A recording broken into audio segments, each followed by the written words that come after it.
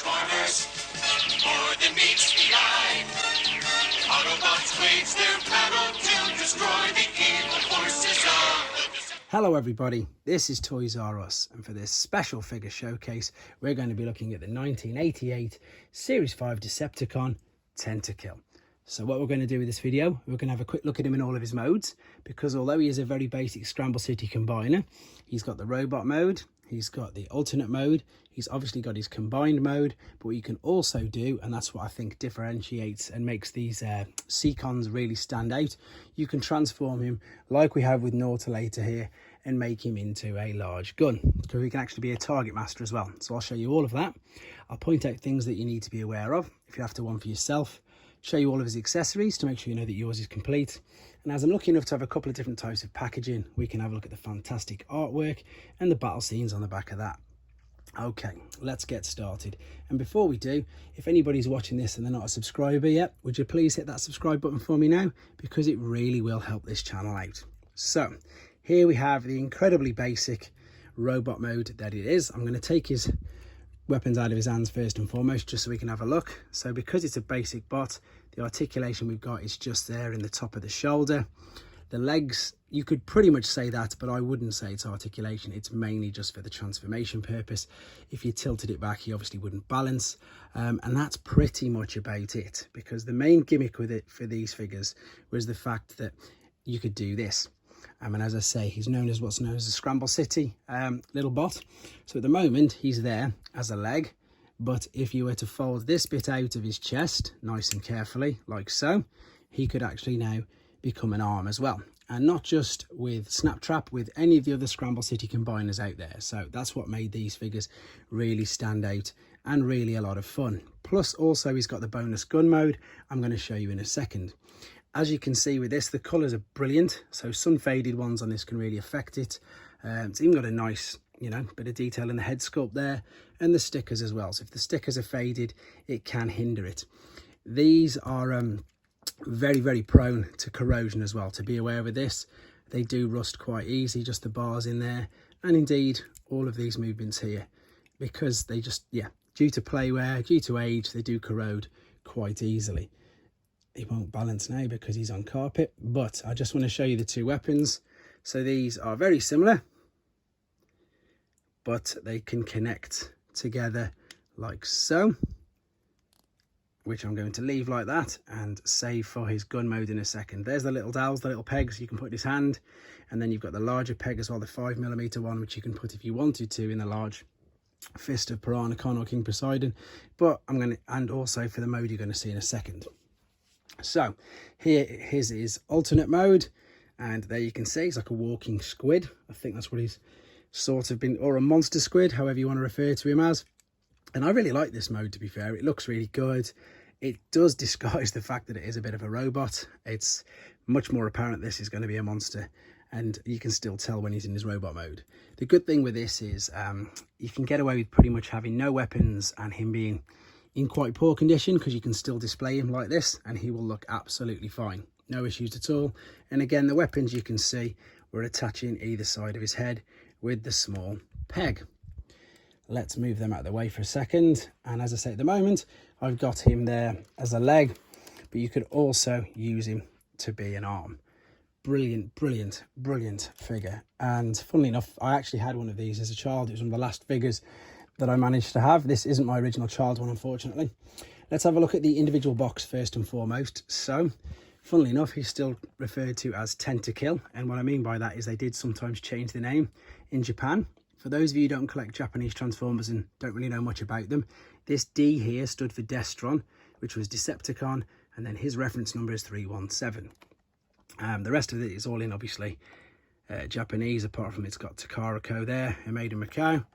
And then if we spin it round, on the back, we've got this beautiful artwork, which I'm going to show you again on the bigger box. And we've got the fact there that it's pointing to that all of these seacons can combine.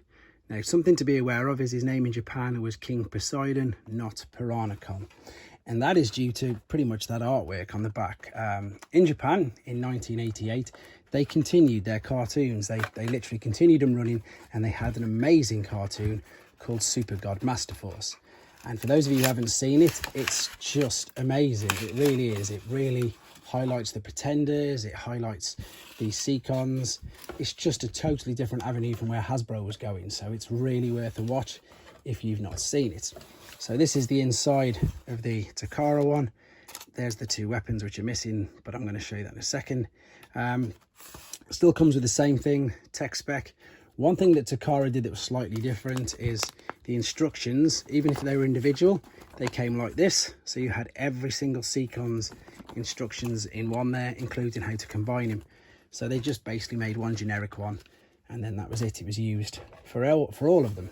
Let's quickly have a look at this. I know people love to see the paperwork. So 1987 was obviously Headmasters, which was the year before. And what we've got here is a little bit of talk about it. This is actually a mail away leaflet as well. So you can see there, you can mail off, fill up mail aways, and there are the mail aways there. You've obviously got your Omnibots still, Warpath, Cosmos, the Insecticons and Dirge, and there are their price points. And that's what you could send off for. So let's have a look at this bonus mode then. So the bonus mode, as I say, is a gun. And what you had was these 3 extra accessories. So you had the 2 guns, and then you had these 3 bits as well.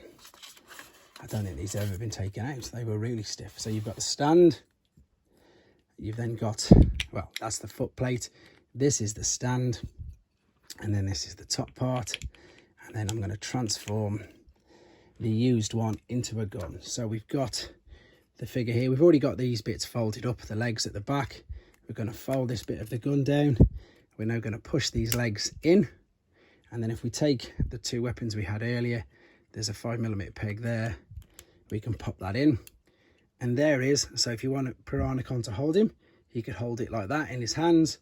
If you wanted to display it in its gun mode, of course that was going to happen. Give me 2 seconds. That's the problem and pitfalls you have playing with new toys. Most people would reset it, but because it's me and people know that sometimes things like that happen, I'm going to keep the video rolling and just roll with it. There we go. After obviously a bit of so many comments we get on that, but there you go. So there is the Targetmaster gun mode. And in fact, what I'll do while it's there, we might as well, I'll take out this large sword, and then we'll really power him up. So you can see here that the fist is a square port as well, exactly like how you'd connect everything else to it. And then, is this gonna work? There we go. So now he's got 2 Targetmaster guns, and one of them is Tentakill. There we go. I'm going to take this back apart before I damage anything else, or I'll rest it there, shall we say, and I'll have a look at it in a second. So yes, as I was mentioning, the Super God Master Force cartoon in Japan was absolutely stunning. And what I'm going to do is just again show you the artwork for that. I'll briefly show you this gift set. I won't go into too much detail. If you want to see more information on this gift set, it's in the King Poseidon video on this channel already.